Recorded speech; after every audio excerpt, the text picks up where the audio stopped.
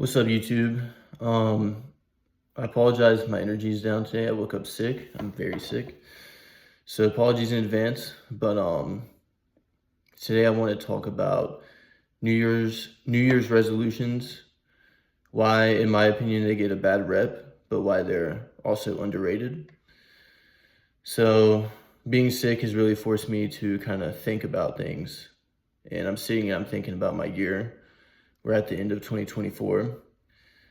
And I had some goals for the year and whatnot, and I'm trying to reassess how I need to be, different in 2025. And also the things that I did well that I should double down on or go harder. And I think a lot of you probably have a negative connotation with New Year's resolutions because we usually associate them with people that don't stick to them. And we almost see them as like cliche or like, oh, okay, yeah, sure, you're gonna change your life this year. But some people really do change their lives in one year. That really does happen. And I just want to point out today that it makes sense that if life goes in cycles, which I think a lot of you watching probably agree, that life does seem to go in cycles because we all catch ourselves repeating them. That can be kind of negative or positive.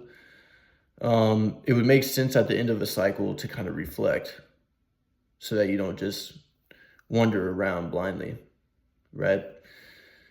And there's a breakdown of basically cycles throughout the year, like seasons. But there's a way that I've heard it broken down that's talking about like spiritually. We're not talking about nature here. So imagine there's 4 seasons, so 3 months apiece. The first 3 months of the year, I heard people talk about it as the stretching season, where you're really stretching yourself out and pushing yourself. That's why people start the year so hard, right? And then they fall off, and the stereotype is that they give up on their New Year's resolutions. So those first 3 months, you go super hard because you're motivated. The next 3 months, the reason you feel that dip is actually because the spring is kind of a time of reassessing, reorganize. So stay on the path, keep making progress, but let's change some things. Let's switch it up. And then the summer is like another stretching season. That's like the heat of the year. You're going hard, right? And then the last 3 seasons is the harvest season. So really, obviously, the stretching season is a lot like the summer. In the spring, you kind of learn from the stretching season, and then what you've learned and what you've figured out, you use that to plunge into the summer. And then the harvest season, October, November, and December, my favorite time of the year, is the harvest season. So this is like if every year is a season of a show, we're in the season finale, right? So like what characters in the show really impressed you this season, and what characters kind of made a fool of themselves and wasted the year, Like that's reality. Like that's actually how you should look at it. And don't get me wrong, I've wasted years. So there's no judgment here. But I think it's beneficial to see your year as kind of win or lose. And at the end of the year, you reassess kind of what you want to change about next year, right? And speaking of like cycles and like spirituality and stuff, I'm not too knowledgeable about astrology. There we go. I'm not too knowledgeable about astrology, but I know that Saturn, which there's all kinds of like negative aspects, so I'm not like saying good or bad. I'm ignorant. I don't know. But Saturn represents like time. And it's how you play the game of time. So how you use your time and your resources. And how you prepare yourself for the next phase and how you learn from the past. And that's kind of like the game of life. It's like a video game.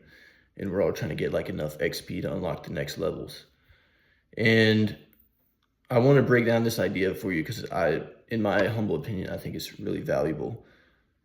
Think about that there might be new abilities, just like in a video game.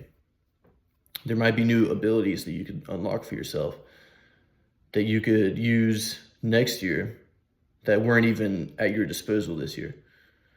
What do I mean by that?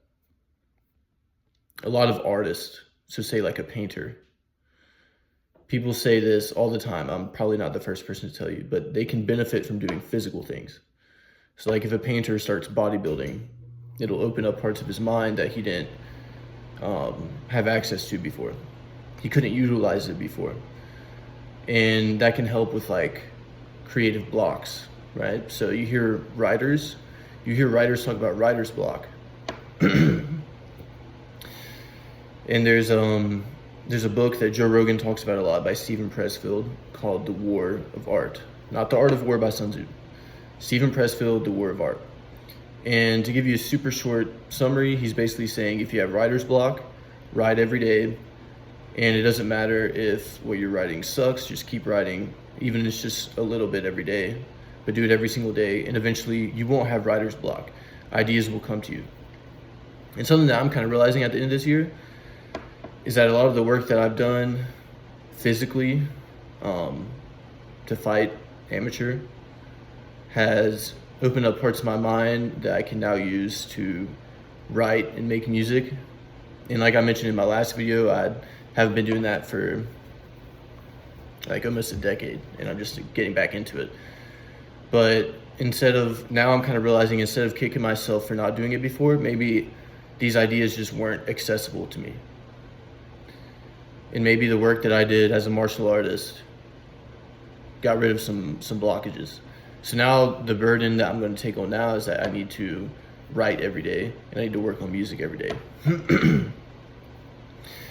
Because I believe that the same way that I had goals for 2024, and I approached it like a video game. So as a fighter, you're training and you have goals.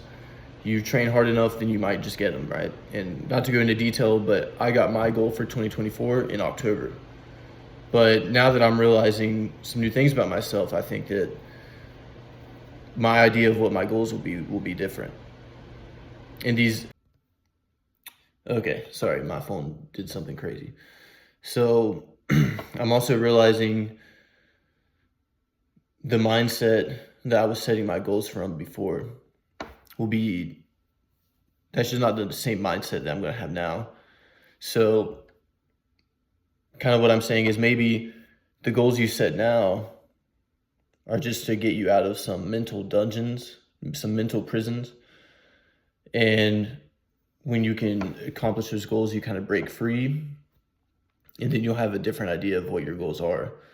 Doesn't mean that what you did in the past was a waste of time. That's actually a mistake to think that is. You had to do that. You had to, be that person so you could unlock the next room, so to speak, the next level.